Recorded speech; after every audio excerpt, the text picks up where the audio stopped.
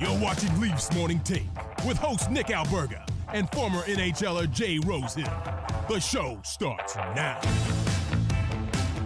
All right, what's good? It's the Wednesday edition. Nick Alberga and my main man Jay Rosehill, presented by Betano. Leafs Morning Take. One more sleep, Rosie, until the Maple Leafs actually play a hockey game. I can't wait. I know that you thought they were playing tonight. You're so not used to having this big break. Oh, I know. I was locked and loaded to tee up the Leafs Nation after dark, but that's not happening tonight because there's no Leafs game. I forgot it's Wednesday, but it just seems like it's been a long, long period of time. And I guess when you're coming off them playing like every other night for like 2.5 months, that's what happens. But I'm looking forward to seeing this team rested. I think it could help a lot of guys on that roster. Yeah, we'll see when Marner gets back in there. I think that'll be telling on the severity of whatever's bothering him, lower body, I believe. And yeah, it's nice to get a little reset button pressed, man. I mean, it seems like, I don't know, it just seems like since COVID, they've really compacted the schedule. I don't know if that's true or not, but it seems like there's just way more back-to-backs than there's ever been. I remember there was rarely a back-to-back when I played, and guys that have never played in the American League were like, oh my goodness, the back-to-back. And guys that have been down there have laughed, but now it seems like they do it all the time, every second night, no big breaks, and it's a pretty compressed schedule. Yeah, I don't know what you guys did in the AHL. What was it, like 3 and 4, like every weekend pretty much when you were playing? There was 4 and 5s, which Oh my God. 4 and 5s, which are crazy. I think I can't remember if they got rid of the 3 and 3 was absolutely standard. Friday, Saturday, Sunday afternoon. And they got rid of one of them. I can't remember which. The PA said there's no more. I think it was 4 and 5, so you can't play Wednesday, Friday, Saturday, Sunday. But yeah, they'd bang them out pretty hard with some tough travel too. So the show guys you'd laugh at for being soft as baby shit for not being able to play a back-to-back. And you experienced both. What's it like being on the buses in the AHL compared to like the National League where there's like caviar on the plane? Yeah, it's different. I mean, some of the organizations are pretty good in the American League and you're taken care of well. And it depends what division you're in. Like playing in Norfolk, you'd go on like a 2-week trip and, they had a big sleeper bus with, your own little cubicle with plugins and Wi-Fi and all that stuff. And, you're living all right and you're staying in nice hotels and you're eating pretty good. But some organizations, depending on who the parent company is, if you're taking care of well, what hotels you're staying in, what kind of travel you do, what you're eating, that type of thing. So, it's not as bad as I think it used to be, but it's definitely, your mindset has to change when you go down to the American League because there's just things that you're used to being taken care of. If something's needed, it just presents itself where it's like you're kind of on your own in the American League. But I think it's good for you to build a little character and toughen up.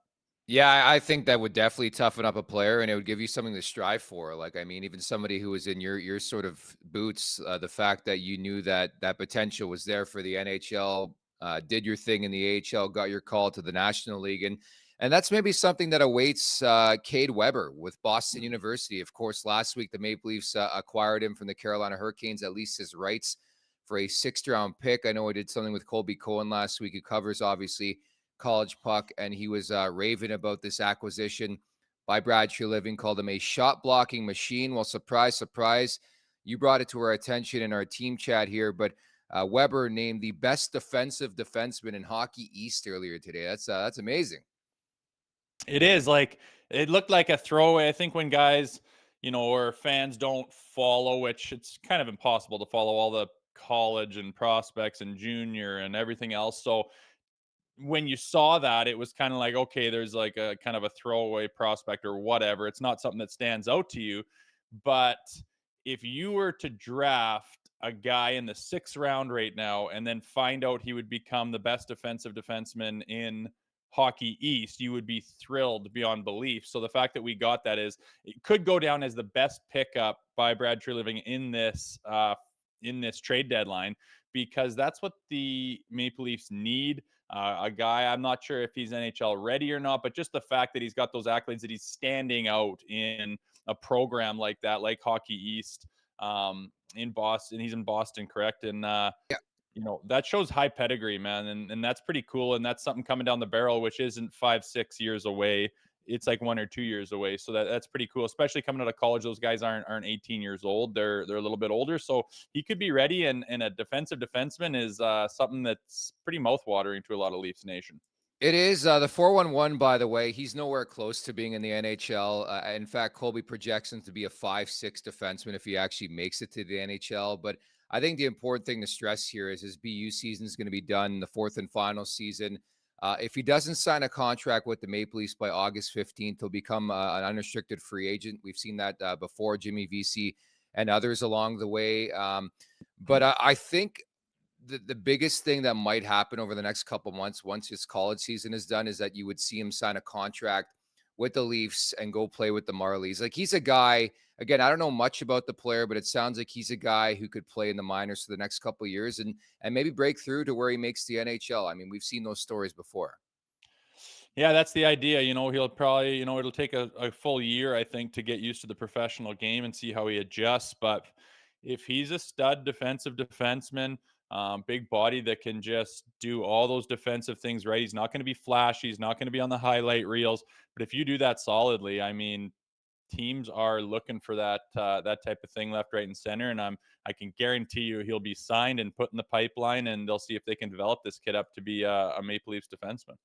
6'7", and again, sometimes you got to call your shot. And I thought it was a low risk, high reward type move. I mean, they dealt him for a 6th round pick. I mean, if you just do the math on that front, I mean, what are the chances the 6th rounder is going to hit A and B, make the NHL? So I think you take your shot. It's quite clear they've been scouting him as well. So it's great to see Cade Weber doing his thing with Boston University as well. Got a couple of big time guests, not one, but two. Have we ever done 2 guests on one show?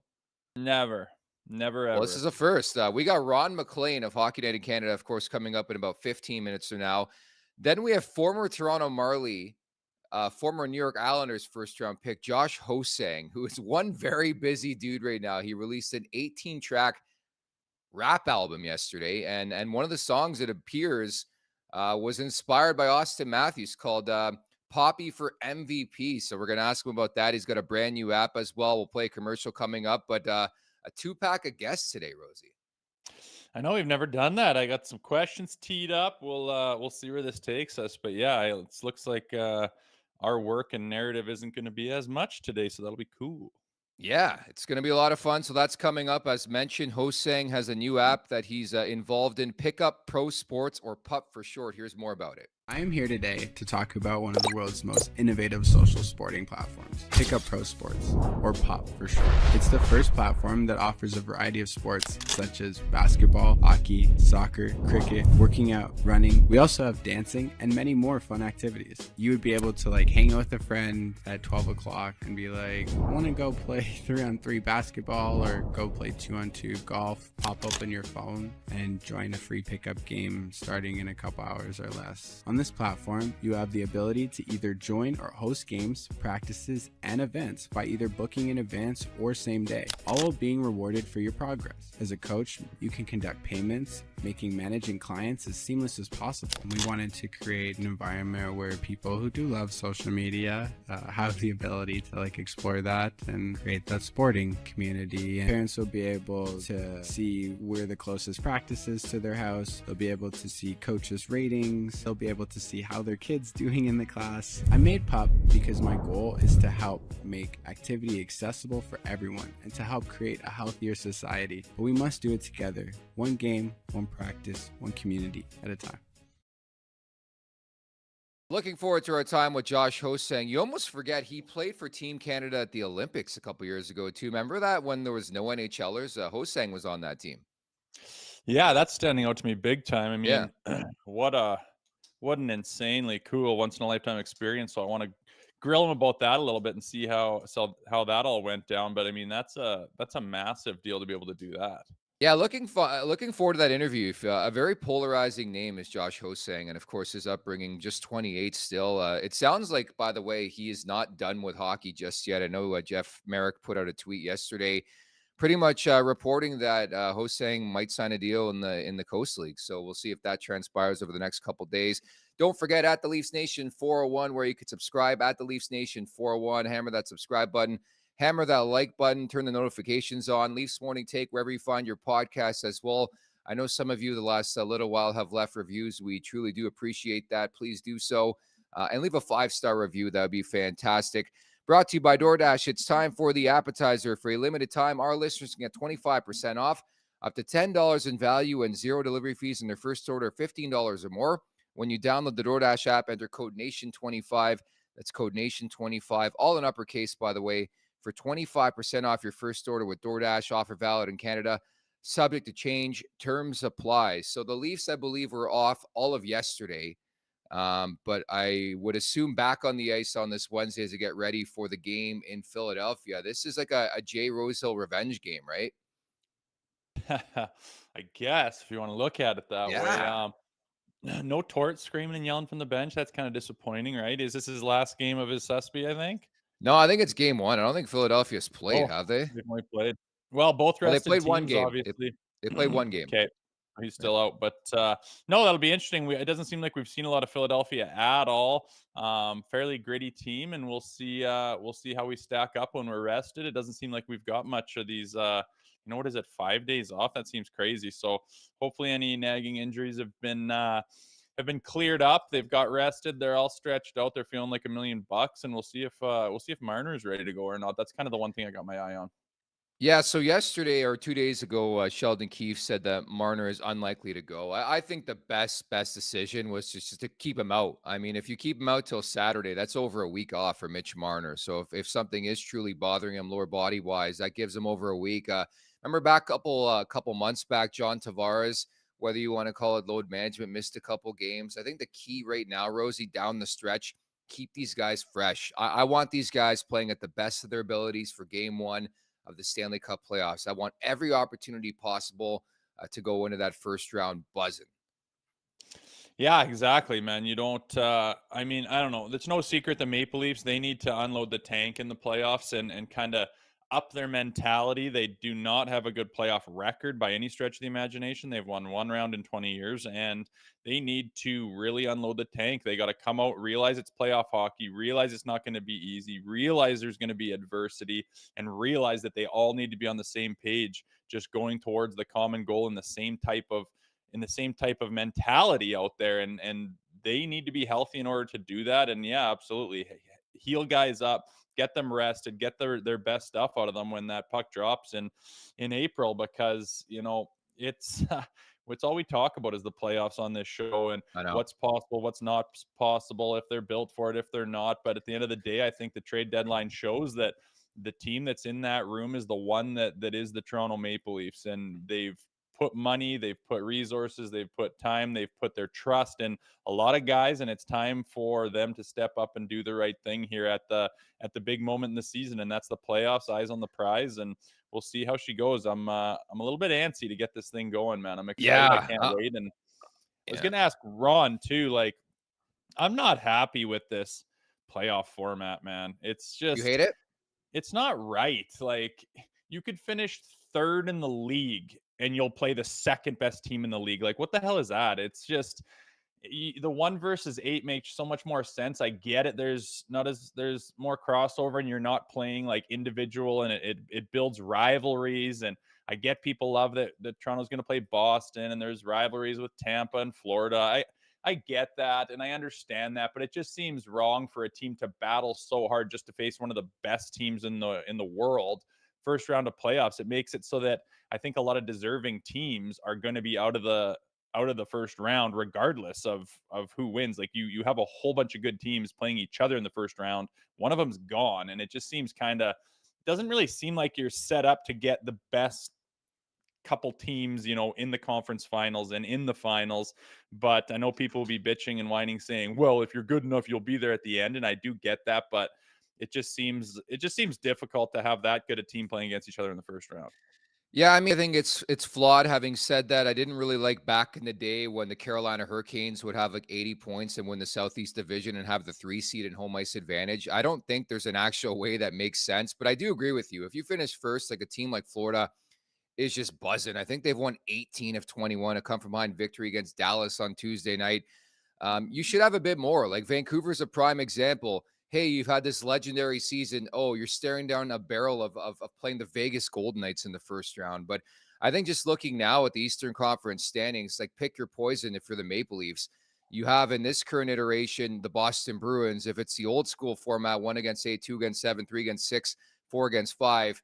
How about Carolina in the first round, Rosie? Yeah, I know. It's deep over there, man, and these Yeah. divisions are good and they're solid and there's lots of good teams and yeah, I don't know if I know what the answer is and I understand why they went to it and I was kind of excited thinking, "Oh, this wild card thing and you're going to get a lot of in-division rivalries that span the years," and you could say that is what's happening. So, it is what it is. I just look at the standings and stuff and be like, see how high we are and you just look and you're like, well, you just got to play that team right above you. It's quite the battle where it used to be, incentive to go hard for those 82 games to create distance so you play a lower level team and that was your reward, where now it's just like you're playing a stud team right above you in the standings regardless of what you do, and it just seems a little bit cheated in that way, but I guess I don't have the answer. No, I think it is interesting, though. I think you should get more for being one of the better teams. I don't know what that truly is, but I wouldn't mind a reshuffling of the deck a bit. I know a lot of people would love to see like 1 against 16, 2 against 15. I just don't think that's possible logistically, but we'll see over the next couple years. They make some changes to that front. I think it's a perfect segue. We take our weekly look at the Atlantic Division standings. This segment brought to you by Charm Diamond Centers. Get custom ring building delivered in less than 4 weeks with the Charm Masterpiece Program and an unbeatable pricing policy. For more information, go to charmdiamondcenters.com. Detroit, man, that was a game I zoned in on, of course, on Tuesday night. They are struggling. They got shelled by Buffalo. Now, all of a sudden, I guess people think the Sabres are still in the running for the postseason here. Yeah, looking at it, there's some stuff going on down below where we're usually paying attention to, no doubt. Detroit's slipping. When I look at Boston, those 15 overtime losses, like Crazy. that's insane. Let's just say you bring it down to like the average of like 6 or so. There's 9 more points that you would give them, and they'd be, running away with the division right now. But that's an insane amount of overtime losses. They've been in a lot of close games, obviously, and haven't got it done in the overtime format, which means nothing in playoffs. I think it's a tough look to have a team like that who's so close to the standings in the Leafs, but they've been in a lot of close games that obviously could have gone either way that won't be 3-on-3 or shootout in the playoffs. So tough look, man. Those Boston, that number's crazy to me. Yeah, it's funny. Over at Betano, too, a couple months back, I placed a bet for the Leafs to get over 104.5 points, man. They're on pace for 105 right now. It's like every year they're in that threshold of like 105 to 110, eh? Yeah, they seem to be, man. They can clip it off in the regular season at that pace, no doubt about it. And over 82 games, they've shown they can put up, those kind of numbers and be a 100-point season. But as we all know, it's it after enough years of that and no success in the playoffs, it's less thrilling to have those kind of numbers, and it's all about the postseason with Leafs Nation. 6 weeks away. We can't wait. Let's get to guest 1 of 2 on today's show. This segment is brought to you by Tim Hortons. Roll Up to Win is back for Tim's 60th anniversary. To celebrate their big year, you can win some big prizes like an all-electric Volkswagen ID4, a sun-soaked Hilton getaway, and cash with a daily jackpot of $10,000. Play today on the Tim's app as you bring in the one and only Ron MacLean from Hockey Night in Canada. What's going on, Ron? Not much. I'm trying to remember, Nick. I gave you and Jay a shout out on Hockey Night a few weeks ago. Do you remember why? I don't remember why. I think it was Luke Shen, no? Oh, okay. Yeah, that interview was incredible. That's what it was. Exactly. Appreciate that. Thank you. Yeah. No, we Yeah, heard that. really, We were Ron. pumped about that, Ron. Yeah. He's a great, that's funny as you point to the playoffs. And I suppose Edmonton's kind of in that same church of a guy that can handle himself and handle others. But God, he was underrated, right? He was such an important cog for Toronto. Is how are they going to defend? How are they going to shut down when push comes to shove?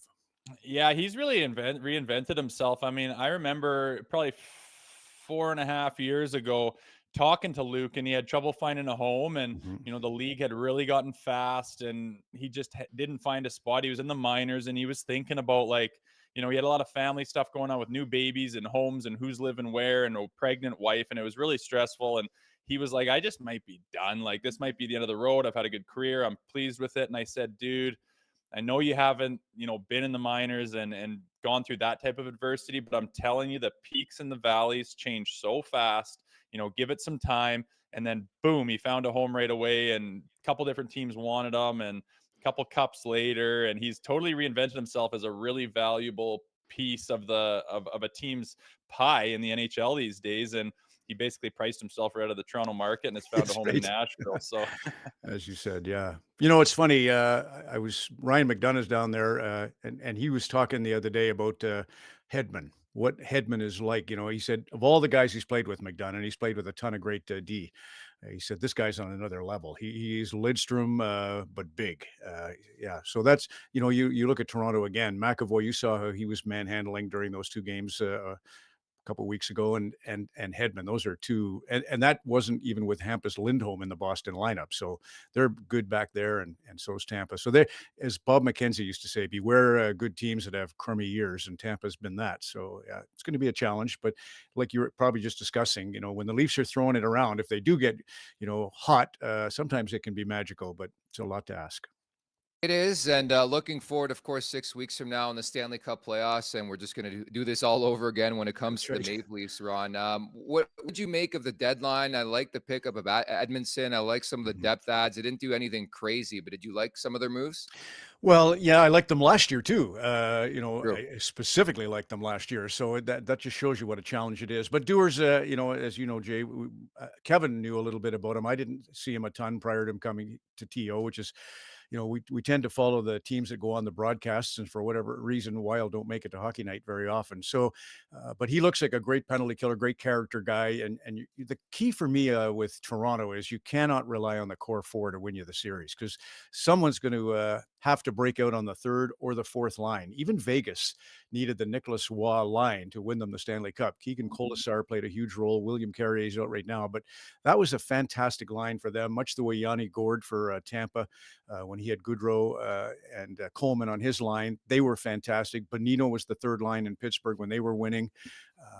I remember Scotty Bowman when he came to Detroit, and they said, "We'll get you Fedorov. Don't worry. We'll get you some of these guys signed." Eiserman. He said, "I'm not worried about them. Make sure you give me McCarty, Draper. That's the line I need. I need the foot soldiers."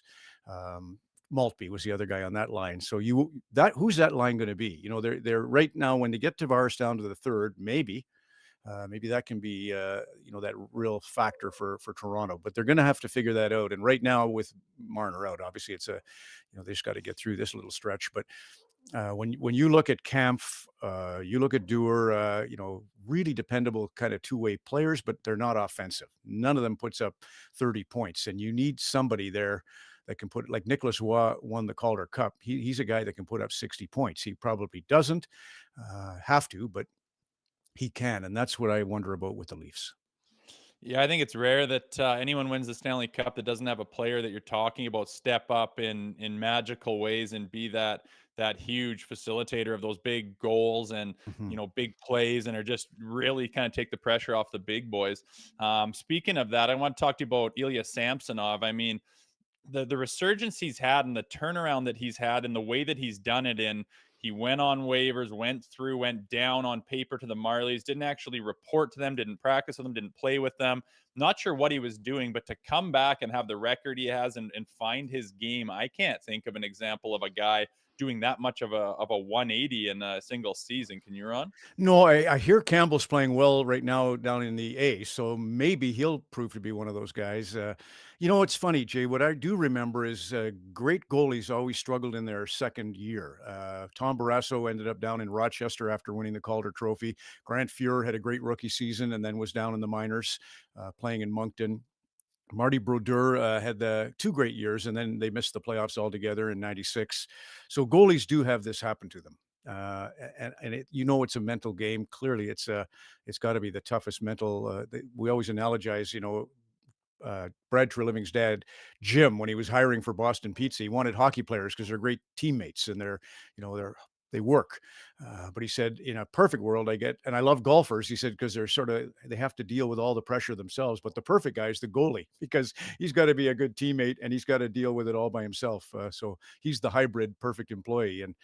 I give Kelly Rudy a lot of credit. He said to Brad, get him away from the rink, get him away from, a skills coach, get him away from all that. Just let him reboot, let him mentally take a breath, and it worked a miracle. Wow. I started the Masterton campaign on the show the last couple of days. I think that would be an epic story. There's going to be some other guys involved in that convo, but it's night and day from where he was 2 months ago. Mhm. It's always day for Austin Matthews, Ron, as you know. Needs 16 and 18 to get to 70, does he? He looks a little off right now. I'm not sure if he's sore Yeah. again. So, with that in mind, just that recent sample size, I'd say probably not. But my God, when he, even if he's hurting, a couple of these goals, the touch you see last night, Bedard. I mean, the Oh, two, yeah, and that's Austin. He's got those magic mitts. Eichel scored, obviously, the overtime winner for Vegas. He's got those. But Austin's got that amazing ability to feather it wherever he wants. He's like that confident putter. So maybe he'll get it back. But as I said, to my eye right now, it looks like he's nursing something again, and he's got to get through that. It's about insane to think that he could keep that pace for too much longer, as much as he has done it. But I don't know if you heard us talking before we came on, Ron. We're talking about the playoff format. Do you like it like this in the wild card situation? I mean, with two playing three in the first round, or did you prefer the 1 versus 8, or do you think I there's did. something different you should go Yeah, for? I did, Jay, and I would like to see them increase the number of teams that get into and have the wild card be the 2 out of 3 series for the teams that finish 16 through 20 in the NHL, and then go 1 versus 8. I love the variety of it, and I love the fact that you protect. Supposedly, you protect the better team from 82 games by giving them the easier opponent in the first round. This, inevitability of Toronto having to face Boston and Tampa. And I know some will say cry us a river, but I just get a little bit tired of it. I'd like to see 1 versus 8. I loved way back when one played 16 and it was Edmonton against Philadelphia. And it was electric. Edmonton gave them all they could handle. So there was great intrigue in those supposed mismatches. What did Ron, you guys say? maybe. I didn't hear. What did you Yeah. say? Yeah, I'm on board the same thing. I just don't I think that it takes away from, the reward from an 82 game season. Mhm. You're like you could finish like third in the NHL and you're playing the second best team in the first round. It's kind of like, it's set up already. I understand when they introduced this, I thought, well, this sets up for some good individual rivalries that'll span the years and the test of time, but the more I look at it and see how things shake out, it just doesn't quite seem like they're rewarding the players for the long grind of an 82 game season. Yeah, agreed. Yeah, Ron, I wanted to ask too about it, and I'm right there with you guys. I think you have to find a way to reward those teams. Like Vancouver's the team I brought up, as you know, Ron. They could take on Vegas in the first Right. round. It's like Yes. what a prize, right? Well, so that kind of flips the argument, though. So there's Yeah. a team heavily favored, and it's just again beware the team that's good that has a bad season, and that they would fall into that trap. There's no perfect model, I don't think, but I like the variety. I just back in the day too, I can remember when it was the Adams division, and we'd see Montreal, Boston every year. I suppose it built a great rivalry, but I don't really recall it being that. I remember it being a little tired, having to see that same matchup. I would prefer the variety. We need more fighting. That's the solution. I That's want to right. get your opinion on fisticuffs coming back. Like teams are calling up tough guys left and right. I'm loving Mhm. this, and I'll tie that in. I'd be remiss if I didn't ask you about the state of officiating in this league, and maybe I become that guy where I just bitch and complain about everything. But what have you made of the officiating this season and fighting being back? It's crazy. Well, David Adams Richards is a senator now, but he's a writer who wrote a book called Hockey Dreams. And it was kind of a fictional account of the 72 series, but I interviewed him one time for Hockey Day in Canada. He has a great line, when are we most Canadians? And his line is when we drop the puck. Maybe yours, Jay, would be when we drop the gloves. But anyway, it was a great line. And he also said, Ron, whatever they do to the rules and however they referee it, we kind of get used to it. So I think that's the heart of the matter. Like I remember, obviously the Rempe hit here in Toronto, and I remember also when Ottawa had that empty netter fiasco with Ridley Gregg, and it just kind of had a flash of, okay, here come the playoffs, and when we make a statement about a game between Edmonton and Vancouver, we cannot win, right? There'll be huge controversies forthcoming, and just get ready for it, and that's part of it. And as far as the fighting, I mean, it's just great to see the energy, the caring, right? And I think again, and Jay, you were part of it. I've always believed, because I refereed for 23 years, that truly the refereeing happens from the coaching staff and from within the glass. The players will police themselves if you let them. You don't have to, squeeze that bird so tight that it's dead. You don't want it to fly away on you either as a referee, but there's just a bit of electricity around the energy of a good fight and a noble fight. I saw, it was the weirdest thing. Hathaway fought for Philadelphia about 3 weeks ago, and nobody on the bench slapped their sticks on the boards when he was coming off. And it was like, John Tortorella's team's not, hitting the wall. It was like that. None of it made sense. So we're all a little old school, and there's nothing wrong with that, Nick. Yeah, that's a first, I would say, for sure. But speaking of the tough stuff, I saw that you had a bit of a reunion there with Grapes. He turned 90, which is hard to believe. How much do you stay in touch with him, and how's he doing? He's good, really good. And I wanted that picture, Jay, to get out there. It's obviously that story, it's like a Netflix series, for heaven's sakes, but and it's going to be, and I want to be respectful, because for some it's an open wound, fans and whoever, and it's a trigger. So I don't mean to be ever disrespectful, but I loved that photo of me and Don. When we were doing Hockey Night on the weekend, Kyle Bakoska showed me and Dick Irvin and Bob and Harry, Bob Cole and Harry Neal. And I just looked at those photos and I thought, I got this great pic of Don and me, and I want to put it out. I want it to be me that puts, because if I die this afternoon, it's locked in my phone and gone, right? Mm-hmm. And it is a great, we had a great get together just the day before his 90th, and we're good. And there's always going to be, as I say, a racket and lots around it. But it was great to see Don. We had a great hour and a half together, and the photo I love is magic. And it was neat to see him. And he's great. I said, "You want to come back on?" I don't know. So, but would be nice. But anyway, he's doing great. Good to see you guys together. I'm posing a reunion on this show. You, Ron, yeah, Don, that'd be good. Do it. Yeah. Let's do it. I think it would be, it would be fantastic. But you know what? He's doing his podcast, and great. And it's just lovely to see, that he's still got that twinkle. Ron, you do too. Looking forward to the Stanley Cup playoffs in a couple of weeks from now. Thank you so much for doing this today. Yeah, pleasure, Nick. Cheers, Jay. See you soon. Appreciate it, Ron. Take care. Thanks for coming on. Always. Take care.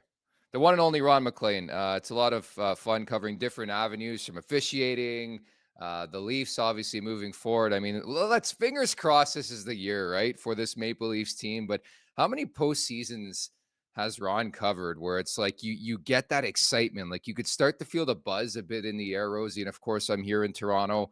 The weather's turning. It's brighter longer during the day. Like that's the feel of like playoff hockey in Toronto. And as I've mentioned time and time before, got to experience a series victory last year, which is really, really cool. I want to experience more of that this year.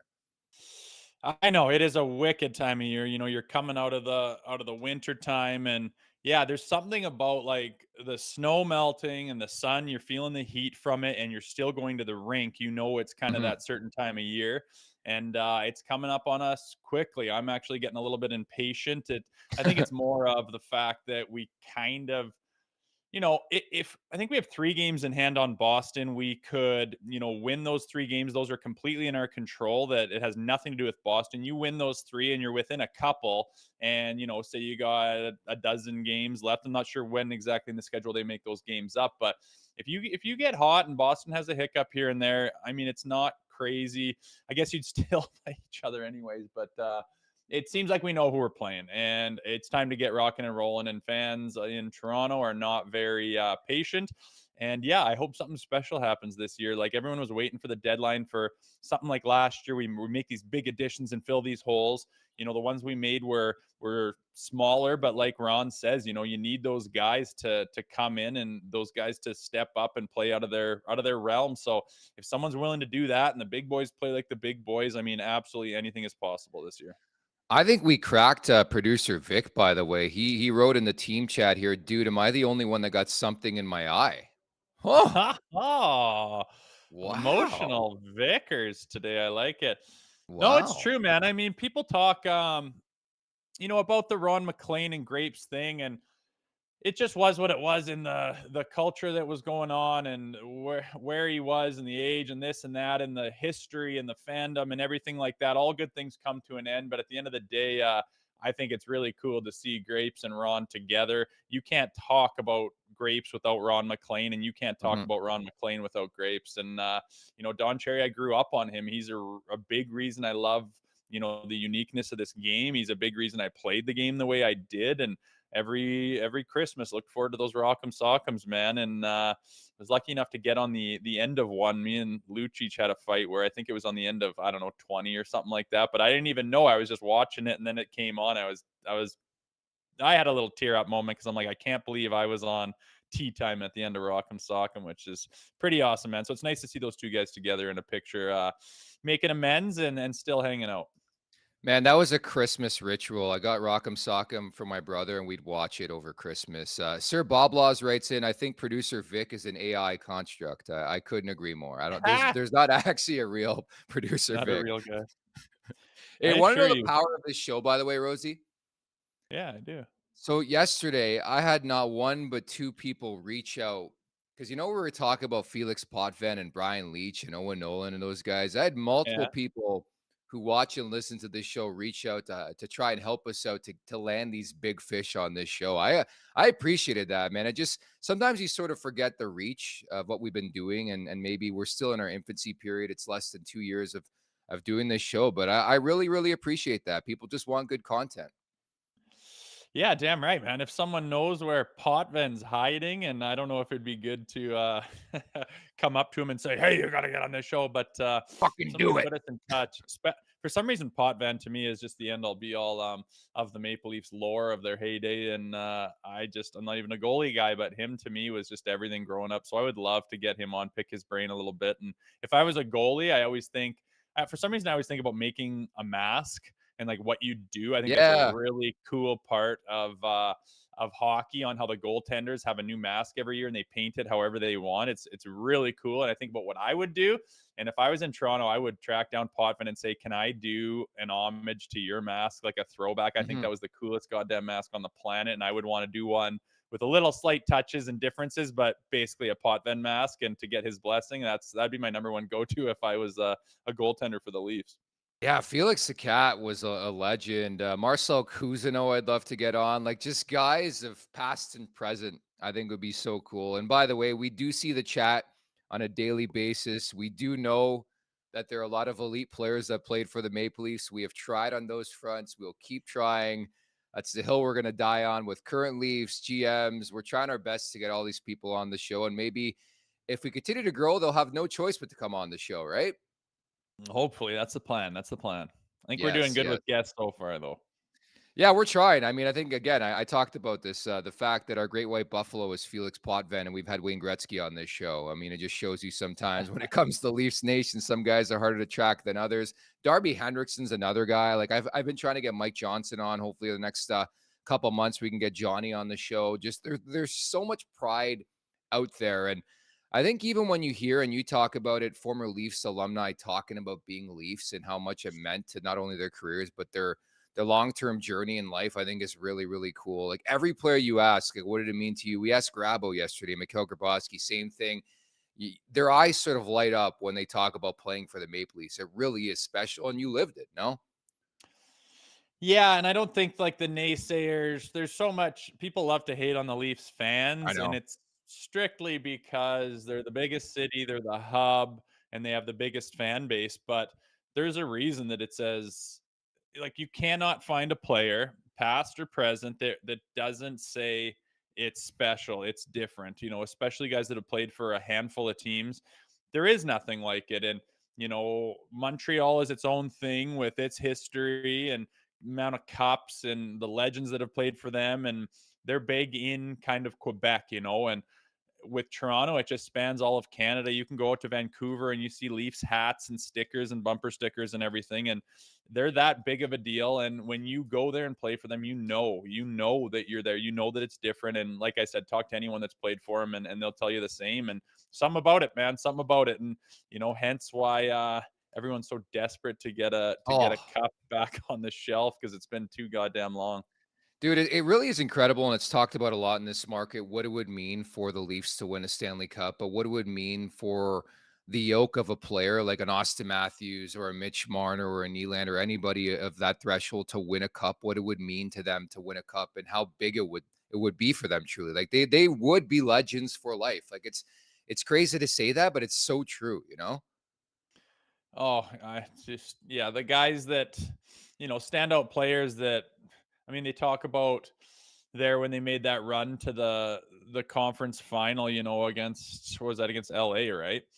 Um that just lives in lore forever, those guys, and they didn't even win it. So like to have guys like an Austin Matthews, to be one of the best players in the game by far, and to get it done in Toronto, it would just, I don't even know what would happen, man. I hope it wouldn't be riots and stuff, but I just don't think the city would be the same for a long time, and those players' lives would be. If you want to live around Toronto, I don't think you'd ever buy a drink or a meal again as long as you lived.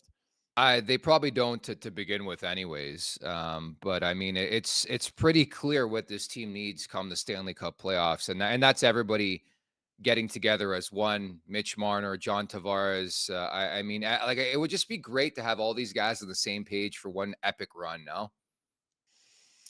That's what they need, man. That's 100% what they need. I mean, they've got the tools, and the goaltenders can get hot. The guys can score goals. They've got some defensive players. They've got some bottom six, some depth guys. They've got some tougher guys and guys that know how to, play playoff hockey. It's just a matter of getting on the same page and doing it together. It can't be spread out. It can't be, this guy's trying to do that while this guy's trying. It's just a feeling on a hockey team where you're all on the same page and it just happens, and it's almost like easy because you're all doing it together. Where when you're going against the grain and there's a bunch of individual efforts, it is just a grind, man. You're against the grain the whole time and it just doesn't work. So that's what everyone's trying to do, is get on the same page this time of year, no question.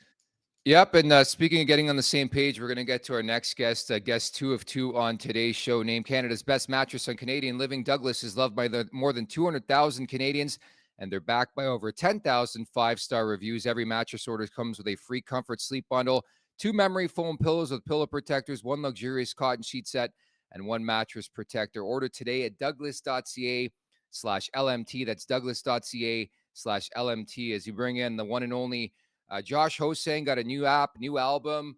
I guess you're not done your career either. What's going on, man? How are you? I'm doing well. Thank you for having Hey, our pleasure. I was going to ask you, like, what have you been up to? But shit, you're really, really busy, eh? me. Yeah, I've been, oh, sorry. It seems like it's really buggy.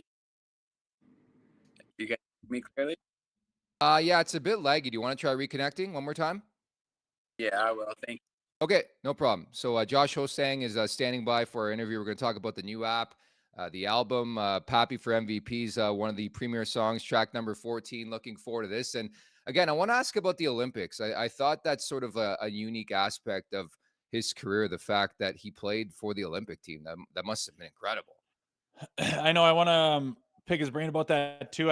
I've worked with some guys that have been in the Olympics, different bobsledders and this type of thing, and I always pick their brain about behind the scenes, because it's not at all what you see on TV. And that Olympic Village is kind of, especially when, say, someone has an event. I mean, this thing's like 2 weeks long. If someone has an event and it's early and it's over and they don't have to leave right away, I mean, all that pressure's off. Whether you won or lost or whatever, you're thrilled or whatever, but the preparation and the focus is over, and you're still over there hanging out with all the other athletes and whatnot. I hear stories like crazy about just some of the partying and letting loose and celebrating. It's pretty wicked. Josh, we got you back. Oh, now you're muted. Oh, Oh, there you go. You good to go? yeah. Good to go? Yeah. Yes, perfect. Thank you so much for doing this, man. This is awesome. Pick Up Pro Sports, PUP for short. Let's start there. What's that all about? So I just wanted to kind of create a home for people to find activity. It started off as like a small idea, just through practices. We kept finding it hard to find goalies. And then that idea kind of just like blossomed into like something bigger. And I realized that there's always people who are looking for activity all throughout the day. It's also really helpful to know what's going on near you, and then adding the elements of like rewards for playing and practice, just for participating on things on the platform. I thought that that would be good motivation for people to like get out there and try to get like $100 to Walmart or $100 to PlayStation Store, like whatever kind of tickles their fancy. We have gift card rewards, we have discounts that you like all acquire through play. And I think like the coolest thing is that over time, the platform and the people that are on it will be able to connect so seamlessly. And in the future, I see it as an opportunity for a lot of coaches and ex players who are like coming out of their sport to be able in their local town to run a few practices, and be able to invite whoever they want. The practice would be posted on the platform. And I believe that ex athletes have a lot of knowledge that they can share. And even if it's only for a few months on the platform, this allows them to do that, to have that small coaching tenure for a couple weeks every year. And then they can go back to whatever they want. And for people who want to use it full time, it's very, very much like Uber for coaches. Basically, you can run your whole business through it. You can keep track of clients. You can keep track of like how they feel about you, because there's player ratings for coaches and for players. And ultimately, I think that it will increase the ability for people to find workouts, runs, walking, tennis, golf, like you name it, we have it. And my motivation was just to help people get outside and offer rewards for that. That sounds cool. A lot of potential there, Josh. Before you were connecting, we were talking about you, and in 2022, you played for the Canadian men's Olympic team in Beijing. Like, that's just next level, man. Tell us about that experience. I imagine it's one of the highlights of your life. Yeah, it was absolutely incredible. I think a big part of that was just the team, like the guys that were there, guys like Eric Stahl, Adam Cracknell. Just like people who had been through the ringer. They've been through like everything that some of us had aspired to. So being able to like talk to those guys was surreal. Being coached by Claude Julien was really special. Just to be able to like see his demeanor in the dressing room. I watched this guy on TV growing up, and then obviously putting on that jersey at the Olympics, seeing like all the Olympic rings around the village, seeing all the other athletes, their dedication. It was such a humbling experience, because you realize like how many incredible individuals there are from every country. I remember that season vividly, obviously a couple years back, because you were fantastic as a Marlie, of course, started in a Leafs PTO and worked from there. And I thought you were really good that year. What was your experience like playing in the Leafs organization? It was awesome. I mean, I don't envy those guys. They managed the most famous team in the world, and I think that it's definitely a tough job. I don't think that there's many who could walk in and kind of take over and do as well as the guys who were there during my tenure did. I really enjoyed the conversations that they had with me like early on. And for me, the experience in Toronto was really nice because I got to spend a lot of time with family. I got to play in the city that like I had dreamed of playing, as a kid.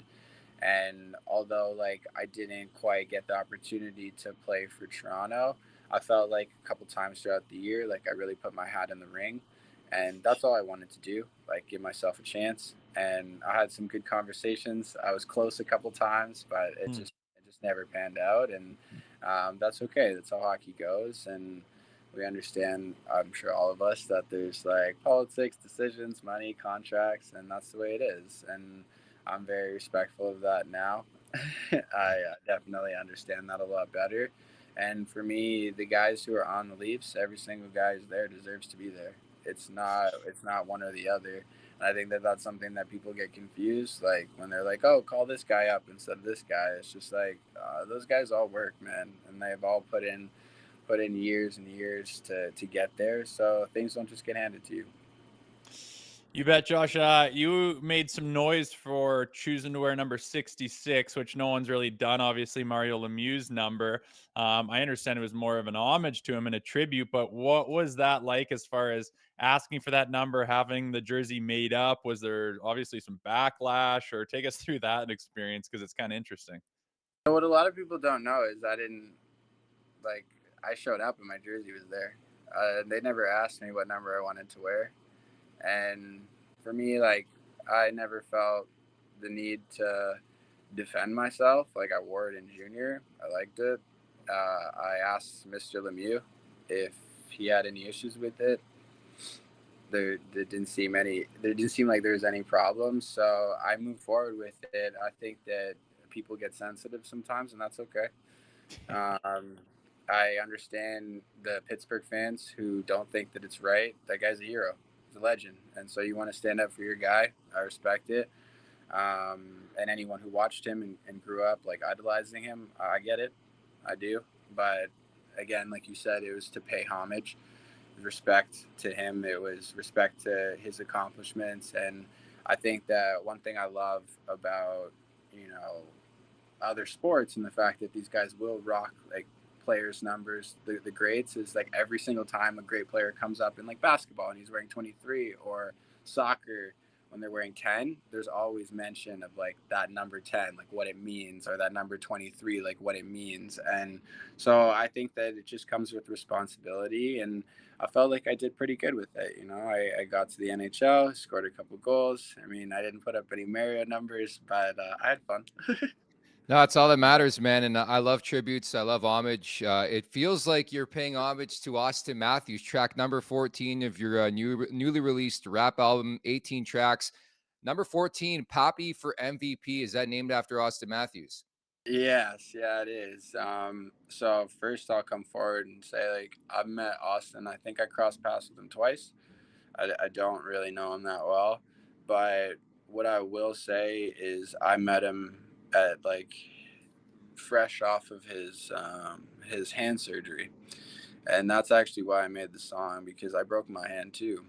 And through the conversations that I had with Austin, like, just talking about like his rehab, like early on, and how committed he was and how much belief he had that like things were gonna like be fine with his wrist, and then to watch him score 50 goals the next year and then come back again and like basically score 50 goals in 50 games, which is like, I don't even think people can comprehend like what that run was. And so for me, like, that's why he's my MVP, because I don't think people understand like how hard it is to come back from an injury and then to come back better and like more efficient. And he just, I use that as an inspiration through my really long hard rehab. And I called on that experience a lot when I was feeling down, and just reminding myself, like, he made it through and he came back and he was better, and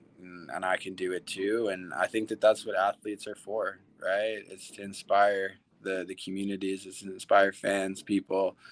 And so yeah, I'm really grateful for the words of wisdom that he shared with me in our short conversations. And for me, I really appreciate what he's done for my city. I mean, like, growing up in Toronto, watching Vince Carter like put our city on the map. I think that watching Austin do the same thing in real time is so cool.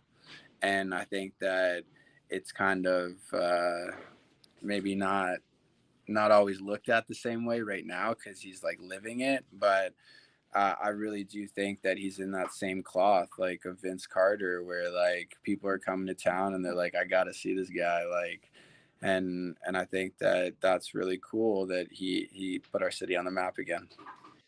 It all makes sense because I listened to the song a couple times yesterday, and there's plenty of references to Vince Carter, who was one of my idols as well growing up. So, Yeah, Josh, exceptional stuff. Where can people get the album, catch the album called Same, right? yeah, it's called Same.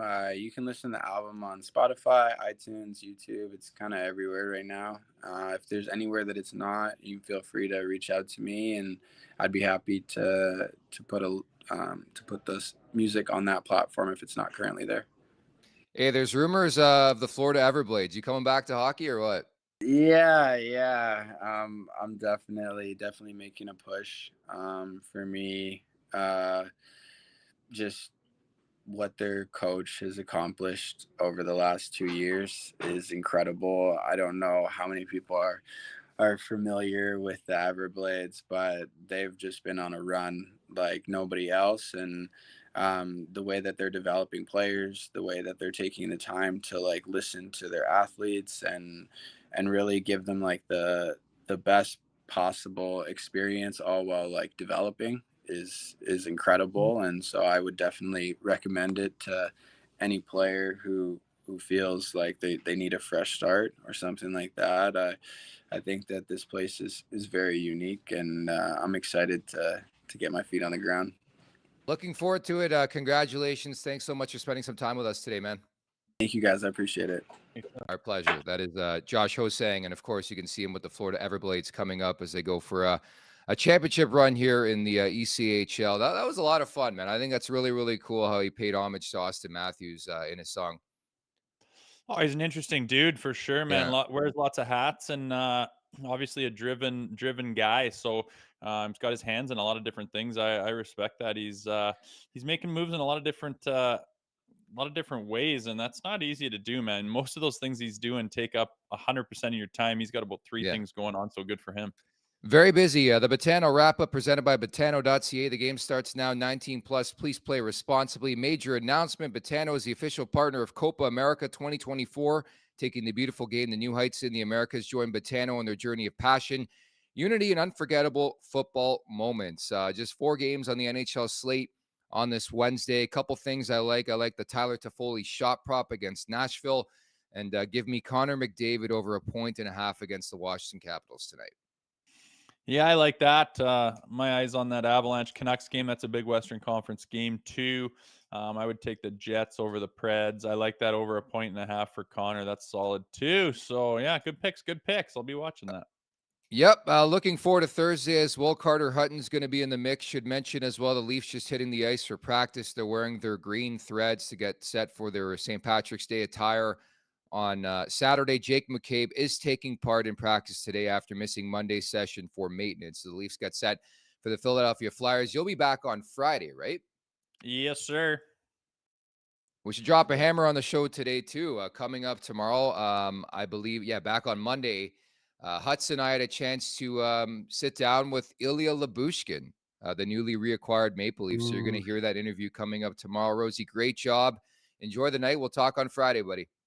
Love it, man. Take care. And we'll see how that game goes tomorrow. See you Friday.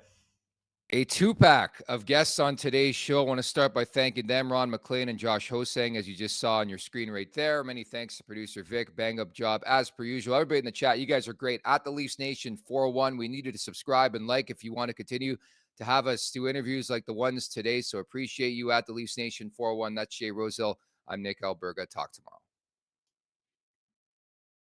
Make sure to check out more of our content right here on the Leafs Nation YouTube page. We got long form interviews. We got clips. We got epic rants by Jay Rosehill. We simply have it all. And don't forget, you can find out much more at theleafsnation.com. Thanks so much for watching.